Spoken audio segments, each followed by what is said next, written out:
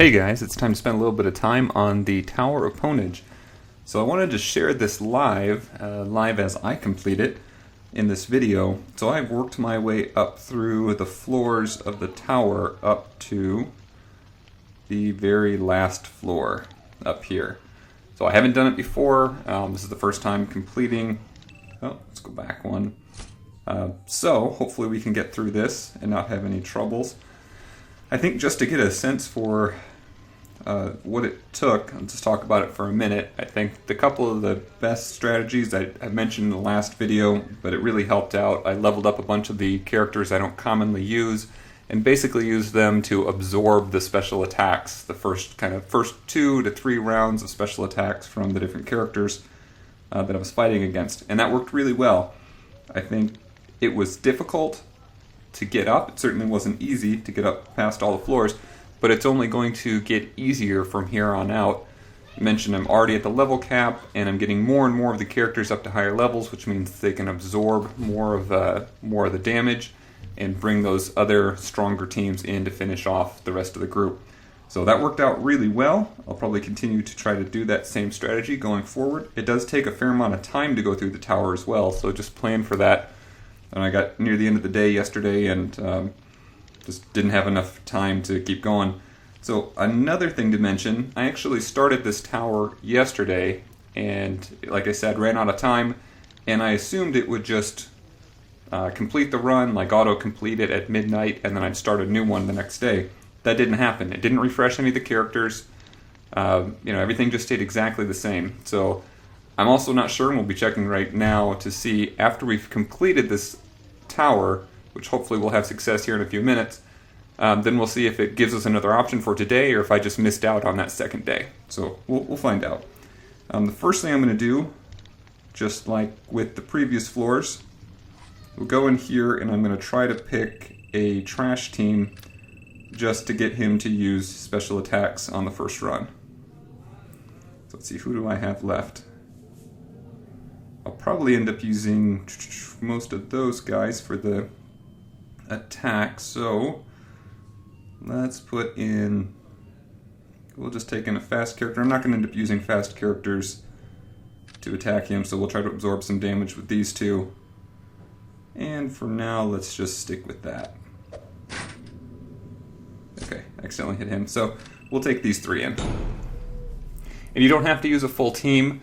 That's another thing I'm trying to work on. If you see that everyone that you're going against has an area effect attack, you can put in even a single really strong tank and absorb a lot of those hits. For some of those levels, that way you can extend your team out a little bit further and not waste too many characters. You don't want to put in 4 low level, really easy to kill mages or something. They're just all going to be taken out, and you could have used them a little more sparingly. So let's get started. He's taking hits pretty easily. I was expecting it would take more to kill him. So we'll get his first attack. Didn't actually do that much damage, we just didn't have a whole lot of health left. So I'd heard this previously, he reincarnates as a different element type. Apparently has a dodge in this one. So here it's going to take a lot more effort to kill him. It looks like our attacks aren't doing as much damage. Alright, but this gives us a good idea. He's not hitting well that much, it's just going to take a while to wear him down. It'll be interesting to see if he actually regenerates back to the first form, or if we start him at the blue form. So we'll kind of finish off with this character, let him die, and we'll go in with the real team. But you wouldn't want to get all the way to here and then realize, that looks like we're going to start where we left off, so that's great. You wouldn't want to realize that he had some really powerful attacks and waste your team. Alright, so NubNub's doing fine. I think I'll bring him in. Got a 5-star Tasumi. We will bring in Bovus El Doro. And I know he's going to have a fire form. We might want to bring in Lady Nimriel. She's very likely a tank, so that would help out. Let's see if there's anyone else down here.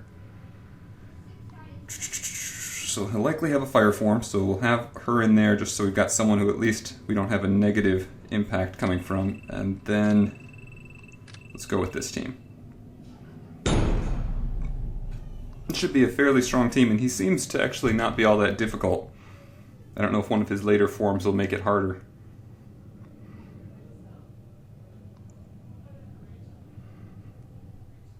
Load him back up here. And according to kind of the description, you would have expected all of these characters to start back with full health. But it does look like we can continue at the end of whatever that turn was, or whenever a party dies.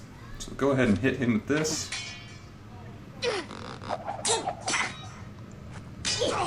That tank hunter is working for him. And green should be an easy one to take out.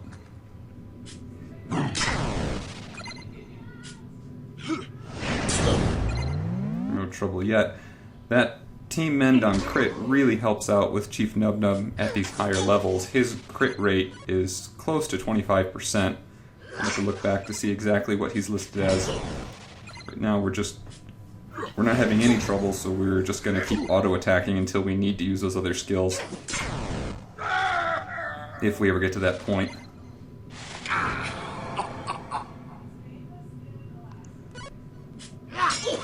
So yeah, with all those team heals on crit, it really keeps our party going as long as we don't take too much damage.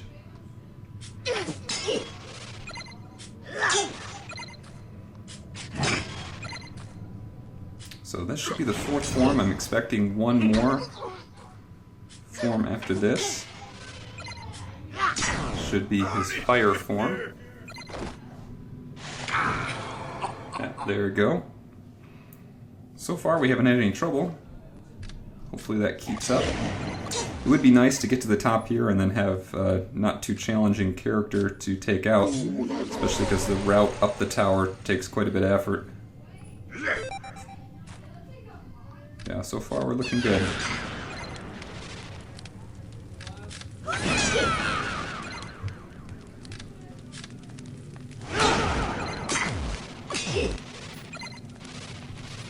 And for the win. So that should be it.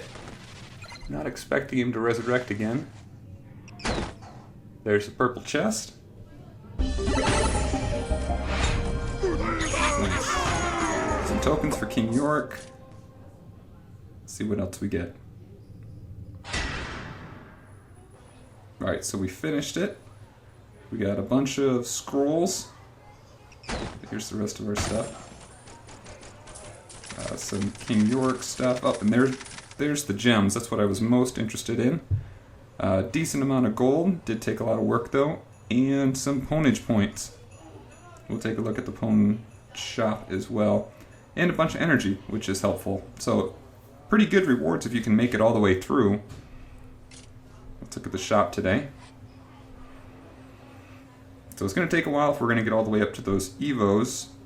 I saw IGOROK comes up fairly often, and since there's not another great way to get a hold of him, that might not be a bad way to spend him. It is fairly expensive though.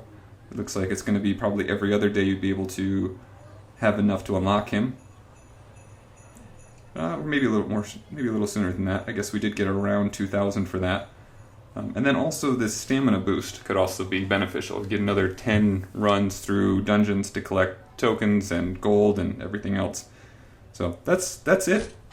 There's not too much else to say for the tower. I think the biggest benefit, or the biggest thing that helped me out getting through it, was paying attention to those, getting, basically a junk team in ahead of time, so that you could have all of those major hits taken out on that team. So I've got to go through and make sure I continue to level up all those characters so they can take some more. They'll be, I think, even more beneficial once they get to higher levels and can actually use some of their skills. Right now, the characters that I'm leveling up, I don't have enough gold to get their skills up high enough for them to actually be effective. Most of the time, the skills actually miss, but at least they, they sit there and take the damage. So that's it. We've made it through the Tower of Pwnage. Hopefully we can start doing this on a daily basis. If I get any more tips that come in that help out, I'll certainly share those as quickly as possible. Good luck with your Tower of Pwnage, and don't forget to send anything in if you find other special hints or something that help out. One of the last things I guess I should mention, we'll look back at this again. So it looks like two things actually here. One, since I had carried over from yesterday, it looks like I do get the chance to go right back into it today. So that's good to know. If you run out of time on a day, it's not critical that you finish it there. Another thing, I saved up, I used some of my fast characters early on, but then saved them till near the end. And these last couple groups, I would try to take out their fast character and then bring my fast characters in and do a lot of damage to really soften them up. You know, it made it really easy to take out those last few that are kind of harder groups. So like floor 11 here, you're going to take a hit from Willow, but then you can have Black Diamond, Masuta Kira. If you've got Shadow Blade still, Willow, just have a whole fast team to wear them down because you know you're not going to use your fast team up on floor 12. There's no reason to use them unless that was all you had left. So you can throw them in there and basically take out their team even if it wipes out your fast team.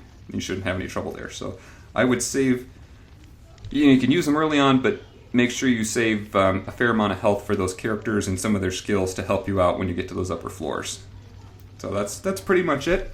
I hope this was helpful. Thanks again, everyone, for watching, and we'll see you soon.